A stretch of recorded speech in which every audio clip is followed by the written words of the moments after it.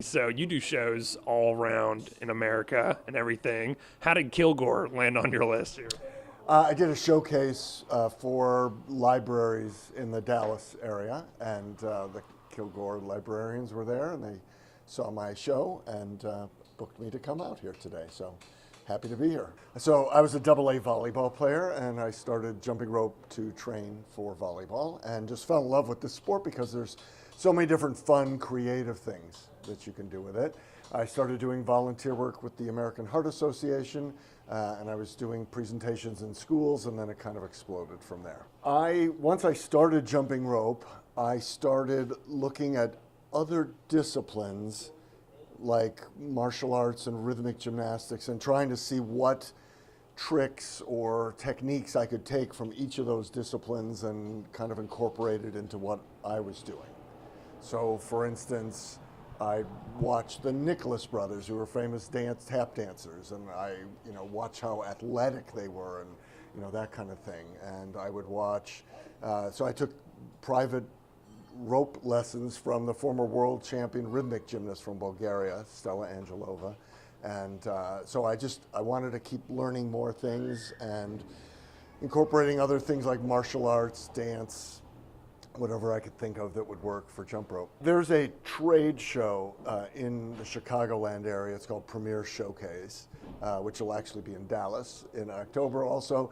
But it's a trade show for people that do school assemblies. And once I started doing those kind of events, people would see me and book me at their schools and libraries. And then you done your thing in front of 3 presidents. Which presidents were those? So it was the opening ceremonies of the Goodwill Games in Russia. So it was Russian President Boris Yeltsin.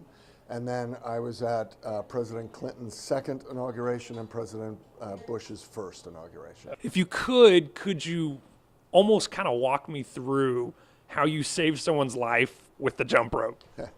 So our son was outside packing up the car, getting ready to go back to school. He heard screaming.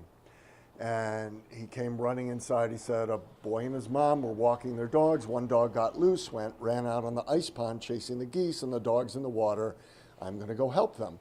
And so I said, you be careful. Don't put yourself in danger. I raced upstairs. I got dressed and came back downstairs. And by the time I was back, my son was already back. He said, I have to get my phone to call the paramedics. A boy went in the water to save his dog. He's going to drown. So I went right for my bag of jump ropes, and I pulled out the longest double Dutch ropes that I could find. I headed for the pond. When we got there, he was in the middle screaming, I'm going to drown, I'm going to drown. And I started heading out on the ice, and my eyes were glued on him, but I could hear the ice cracking under my feet already. So I spread my feet and lowered my center of gravity in case I had to go to my stomach. But I've turned double Dutch in the show so many times, I knew exactly how far I needed to get to fling him the other end of the rope. And when I finally got there, I slung one end of the rope to him and pulled him out of the ice pond. Okay, it was just like that. And of course, what's real interesting about this is that you've written novels about fictional superheroes who save people with jump ropes. Is that correct? So my series is called Adventures of the Rope Warrior.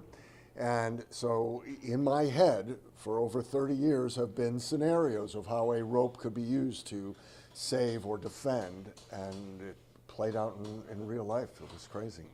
I feel like I acted on impulse, for a few minutes, and very thankful that I was in the right place at the right time. Absolutely. Okay. Well, you're a humble guy for sure. But you won that.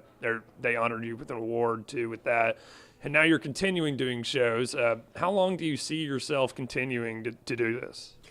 Well, the show keeps changing a little bit as I've gotten older. Maybe, a little less of the high impact and more of the look what we can do. So I will bring, it's even more interactive than it's been in the past. So I'll bring up volunteers from the audience.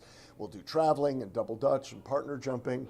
And it's the best part of the show because I get to make heroes out of the volunteers from the audience. In addition to my rope jumping, I may also mention that I'm bringing the sport of hobby horsing to the United States. If you've seen that anywhere, it's a sport that was created in Finland where they jump hurdles and they do dressage and pretend like it's an equestrian event. And so for the last year and a half, we've been writing original music and doing videos. We've created an entire PE curriculum around hobby horsing. It's kind of an aerobic dance class disguised as hobby horsing, and it's gotten everywhere I've taken it so far, everyone's gone crazy. So like PE conventions, that kind of thing, physical education teachers are really liking it. And we were just in Dallas about a week ago at the Texas Summer PE convention, so it went really well there.